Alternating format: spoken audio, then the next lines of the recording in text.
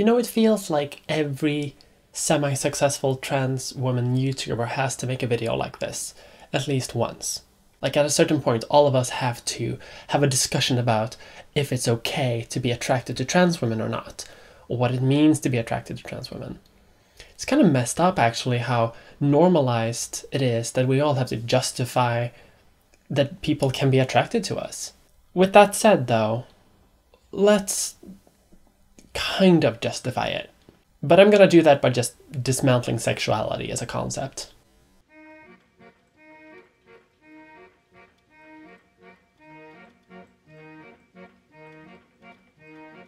Now, I'm gonna talk about this video in a couple of different parts. And the reason for that will become apparent as I go on. The question today is, can straight men be attracted to trans women? And we're gonna talk about that. But there are a couple of terms we need to define. I feel like I'm on Arrival, where we have to define like what a question is. So, first we need to make sure that they understand what a question is. Like, what is a question? What is attraction? What is straight? And then let's move on to the other point. What is attraction? And then maybe the hardest point. What is a trans woman? Now, we've already broken the question down in 3 parts. The question is, can we break it down even more? And obviously dozens of trans women on YouTube have tried before me, and so it will be quite an achievement if I can actually bring a new take into this. But I think that I can. And obviously I'm gonna talk history too. Because, yeah, before we break down the question at hand, we need to discuss why we need to talk about this. I think one reason people focus on this question in particular is because it's about sex, and sex sells. It's an interesting topic, and it's fun to talk about. And when we are talking about trans rights, we are also talking about what that means in practicality. A lot of that is usually boiled down to people's attitudes towards trans people, rather than any specific thing. And that attitude can often be reflected in how people consider trans people in regards to dating. As in, does a person actually see me as a person, or do they see me as something different from other people? Simply put, do they see me as a woman? Or do they see me as kind of a woman? Now, most trans women want to be accepted as women, so the attitude that men have towards trans women can be interesting and fascinating to look at, partly because a significant amount of trans women are also attracted to straight men, and it kind of has an impact on our dating lives and is therefore interesting, but also because the attitude that others have towards us regarding our dating is also a judgment towards trans women about validity. And it can be validating to be attractive to straight cis men. It kind of tells you that, hey, you nailed it, you did it. You did the trans. You have successfully transed. But at the same time, that can feel kind of demoralizing. Obviously, there are tons of other things that people talk about regarding trans issues. But I think these are a couple of reasons why we keep returning to this topic. And so, as I usually do, I'm probably gonna deconstruct why the question is a bit weird to talk about in the first place, despite the reasons I just mentioned. Probably by citing Imperial Germany. Speaking of which, the first part of our question. What does straight mean? Part 1. Sexuality. When we are talking about sexuality, I think it's important to remember that many of the terms that we use are fairly new in human history. That's not to say that same-sex attraction is new, or that sexuality as a concept hasn't existed before. But terms like gay and straight usually mean the same thing as homosexual and heterosexual. And the origins of those terms are not really communally based or self-picked identities. They are medical terms, which obviously brings me to... I swear I'm not obsessed. I've mentioned sexologist krafft-ebing before in this show. Last time I brought him up, I talked about gender and transness. But believe it or not, that's actually not why we're talking about him now. We're talking about him because he's kind of the inventor of the word homosexual. Between the turn of the 19th and 20th centuries, psychologists and clinicians and doctors were trying to basically put labels on any kind of human behavior that existed. A kind of personal taxonomy. Most things that were created in this way have since disappeared, but some things stuck around. This is the same period of history where psychology became a subject, so to say.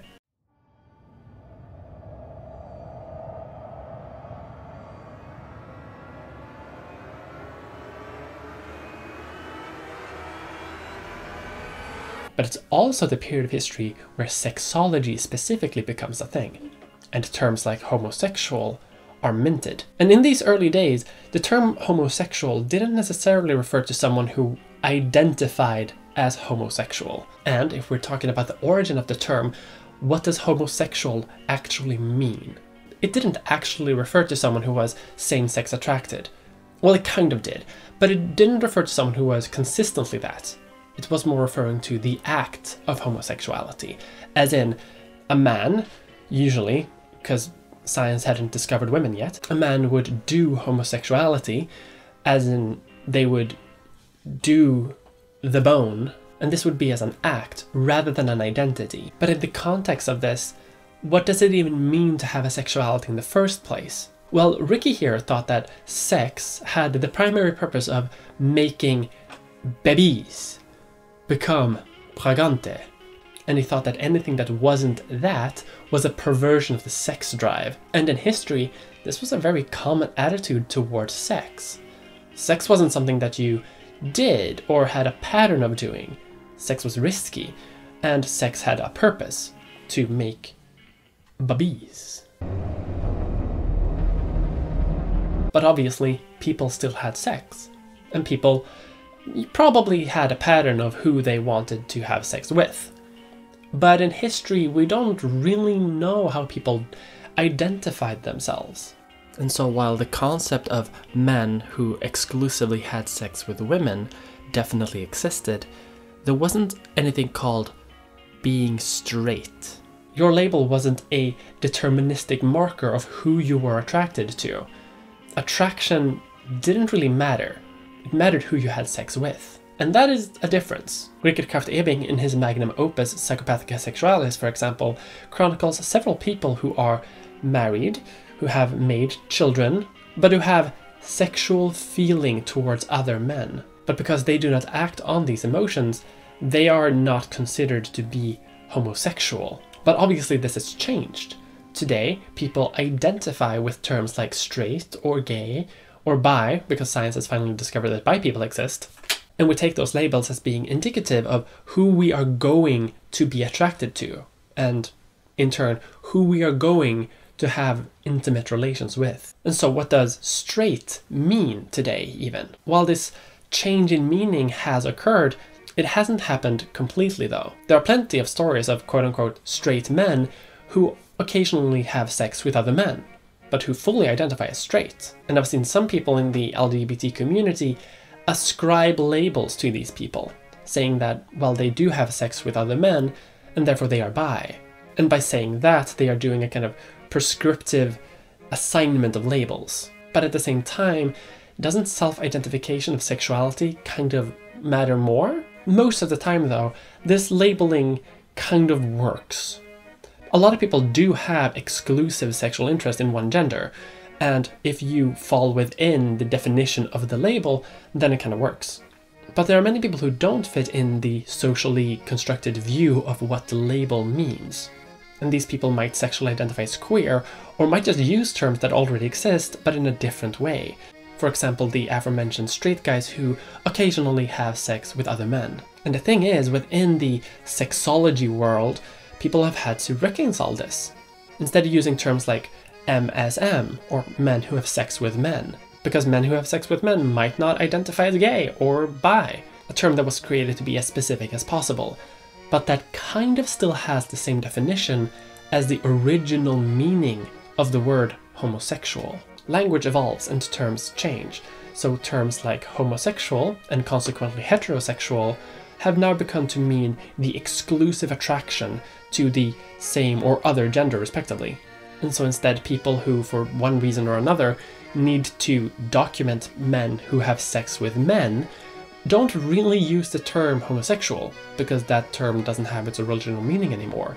Instead, they use the term men who have sex with men. What all of this means, though, is that the concept of having a sexuality in the first place is a new phenomenon. But that leads us to the second part of the question. What does it mean to be attracted to? Part 2. Attraction. When we discuss this question, we usually talk about attraction in terms of attraction in the stereotypical heterosexual way. As in, a straight man would be attracted to me as a trans woman in the same way that he would be attracted to a cis woman in the world. And while this is definitely the case for some straight men who won't get out of my inbox asking for feet pics, this is definitely not the situation for all men. Some men simply are not attracted to trans women, for whatever reason, and I'll get back to those reasons a bit later. But this segment is about those who are definitely attracted to trans women, but who are perhaps too attracted to trans women. Something that keeps coming up in trans discourse over and over and over and over again is the concept of chasers. For the uninitiated, a chaser is, loosely defined, a person who is fetishizing of trans women, someone who chases after trans women. How this is defined varies from person to person. Some people argue that a mere specific attraction to trans women makes someone a chaser, while others argue that a person has to be abusively fetishistic in order to be classified as a chaser. When I talk about chasers, I want to clarify that I talk about people who are abusive in their pursuit of trans people.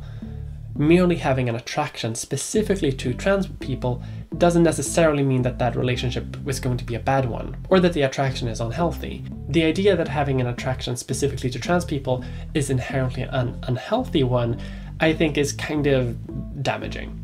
However, as trans people, this can be hard to discern. If someone has an attraction to you specifically because of your transness, that can be kind of dysphoria-inducing. And if it's not, how do you understand the reasoning behind that attraction? Is it a fetishistic one that will potentially lead to unhealthy manipulative behavior on their part further down in the relationship? Or is this just a person that likes dick? Because some people like dick. And frankly, there's nothing wrong about liking dick. And if you're just going on a date with someone, you can't really tell, can you? But I think it's important to point out that this thing happens to cis women as well.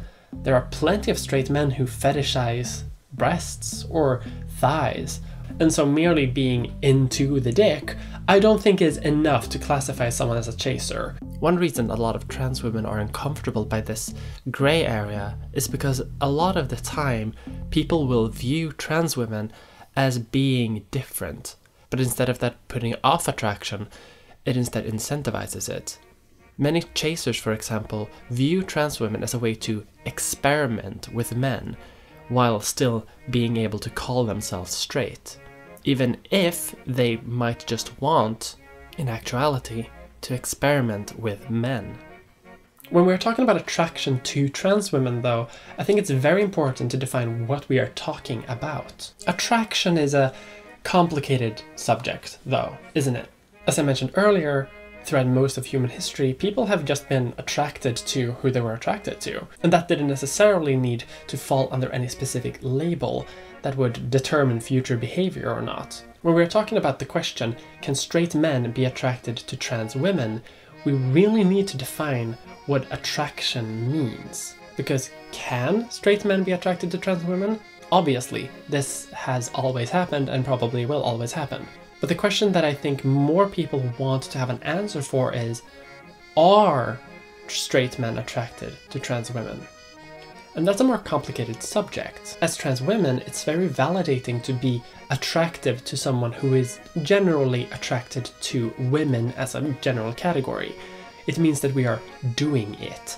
It means that we are successfully doing woman, at least to the point of being able to elicit attraction. As trans people, we definitely want an easy response here, as in, yeah, straight men are attracted to trans women, as is evidenced by my inbox. But it's not a universal truth. As trans women, we are often faced with the reality that there are a lot of straight men that will categorically not be attracted to us, or at least claim to not be attracted to trans women. as other YouTubers have pointed out, this doesn't really make sense because of just how attraction works in general. But I want to point out that that doesn't really matter that much, because straight men, as a general group, as a group almost can be, are also not attracted to many other things. When we're talking about what straight men are attracted to, usually what people point to is the stereotypical epitome of what beauty is. But obviously taste varies among everyone. This means that a lot of straight men won't be attracted to most cis women either because of age or body shape or other things, all sorts of things. And I would argue that trans women's transness is a part of that too. It is a category that people are either attracted to or not, or are ambivalent to. However, there is a part of this discussion that is also kind of overlooked sometimes, that has recently come into fashion. In the happenings when straight men do actually in fact date trans women, they will often face ridicule and mockery by other cis people. This has led some people to talk about trans-amory, meaning a label for people who are attracted to and date trans people specifically. Now, I don't think this is necessarily the same thing as a fetishistic attraction. It could also refer to a straight man who is open to the idea of dating trans women and want to make that clear in their labeling. Often though, these discussions have a tendency to focus on straight men and the ridicule and harassment that they can face for dating trans people, as in cis people around them will say that they're not really straight by dating trans people, and viewing that as a sort of negative, which obviously has huge layers of homophobia and transphobia that go way beyond the scope of this video. The problem that I have with this sort of conversation though is that the solution that is offered up a lot of the times are that trans women need to be more open towards men who are trans attracted, which opens the doors for people who do fetishize trans people in an unhealthy way, but can kind of hide that during the label of trans attraction. To me, it kind of seems like creating a new sexual label for men that are specifically attracted to boobs, which feels kind of objectifying. But by having a label like trans attraction, it also creates a label that separates us from cis people,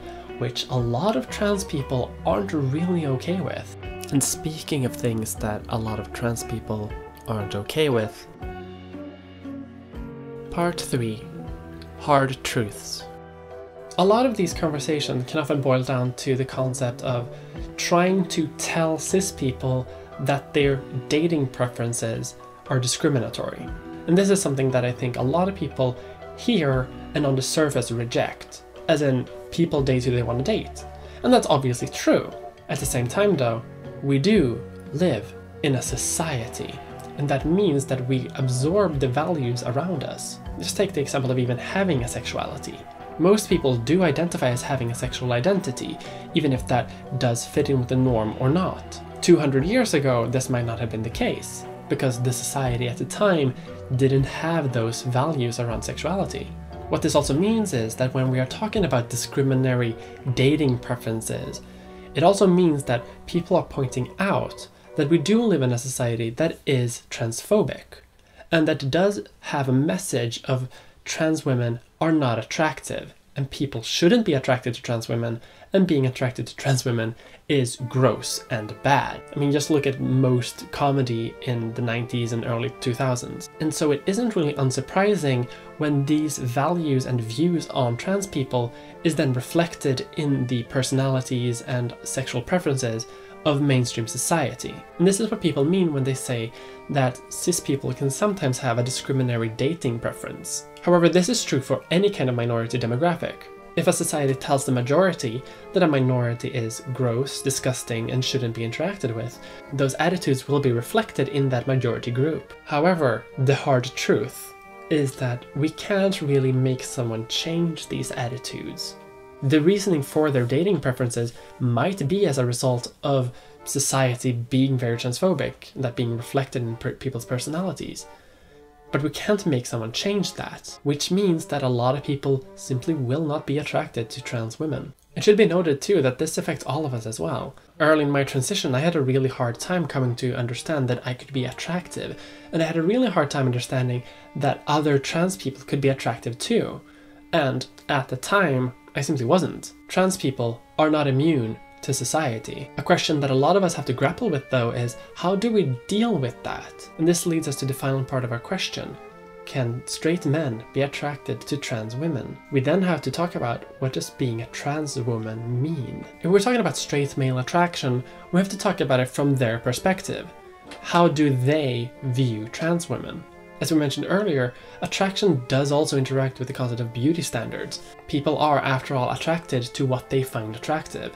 And this does unfortunately mean that while some people do include trans women in their dating preferences, they might still be specifically attracted to white, traditionally beautiful, and passing trans women. And that sucks, right? Because when we talk about trans women as a category, we do want to talk about all trans women. But when it comes to attraction, we can't really do that. The truth is that a lot of straight men are simply attracted to what they see as a woman. And if they don't see a trans person as a woman, which appearances can often contribute to, they simply might not be attracted to that person. This is not to say that this is how it should be or anything, but it is unfortunately the way the world is. And so we're back to the original question. Can straight men be attracted to trans women? Yes. However, it's important to point out that what this means is different for every single individual. While unfortunately a large amount of cis people do see the ownership of a penis as being disqualifying of being a woman, some won't. And the people who don't might be more open to having trans women in their dating preferences. And so in a weird way, the answer to the question is kind of, but let's put this question in perspective. Let's ask the question, can straight men be attracted to cis women? By the same metrics that we've talked about regarding trans women, the answer remains the same. Kind of. Sometimes they won't, and sometimes they will. Similarly to how we live in a society that is transphobic, we do also live in a patriarchal society, and there are many layers of attraction and beauty standards that apply to cis women as well. And so in a weird way, that's kind of validating.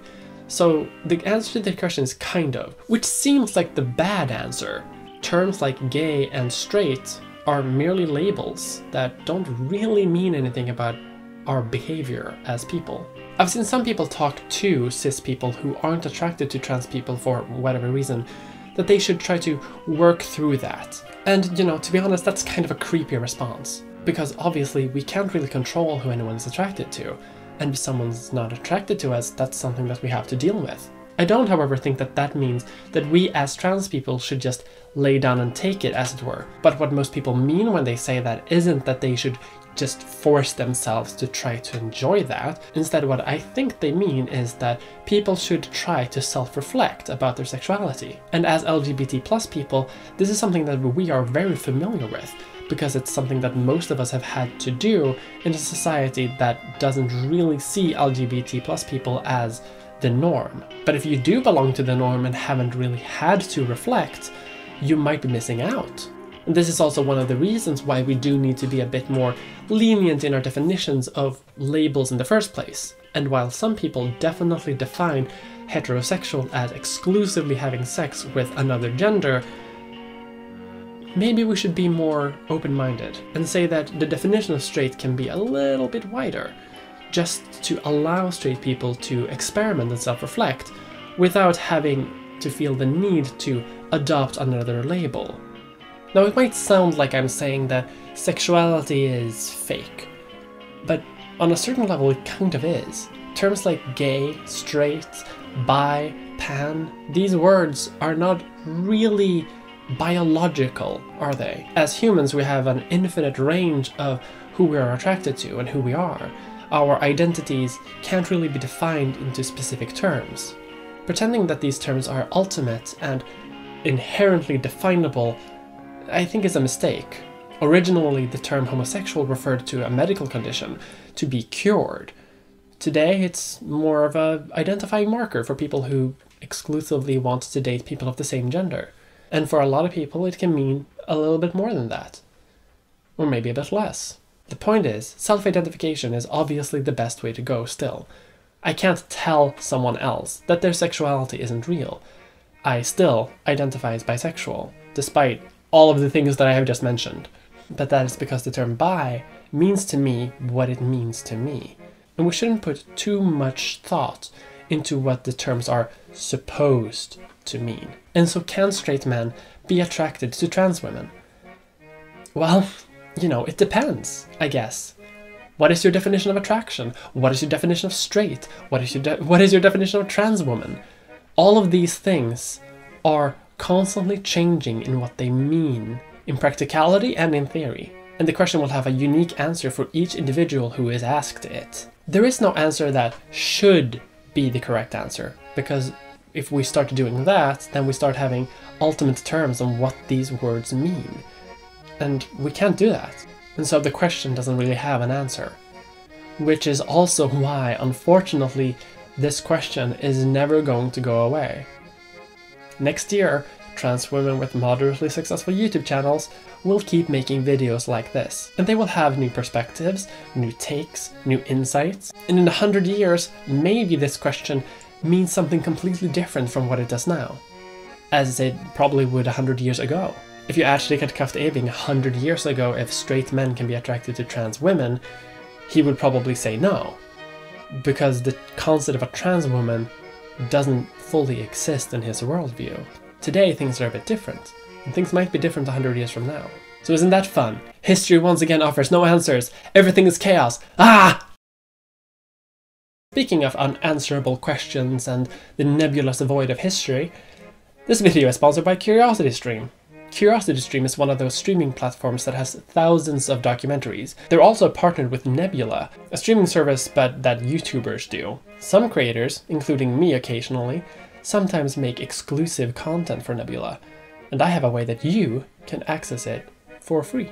If you go to curiositystream.com/MiaMulder, you can get a special offer where you can get both CuriosityStream and Nebula together.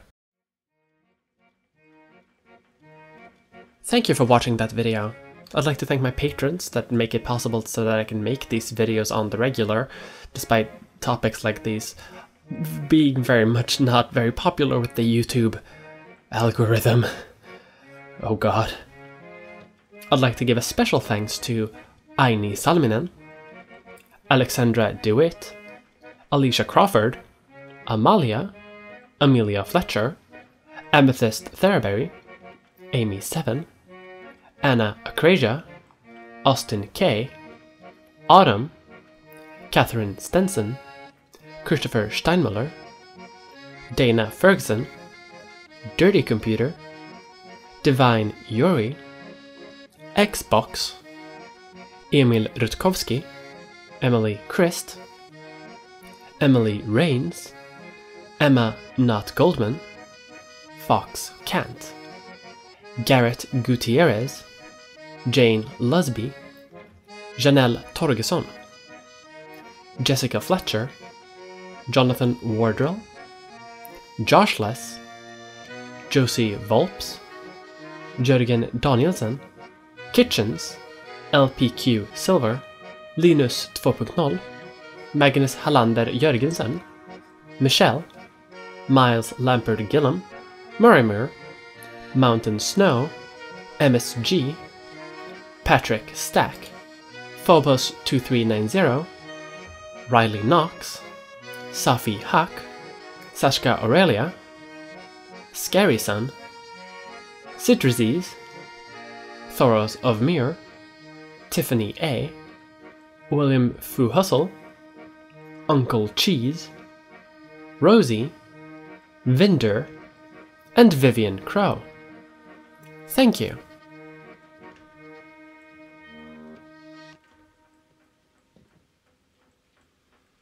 And you know, we want to be attractive to straight men. We have plenty to offer. Ich bin nicht besessen von Kaiserreich Deutschland. Ich bin nicht besessen von Kaiserreich Deutschland.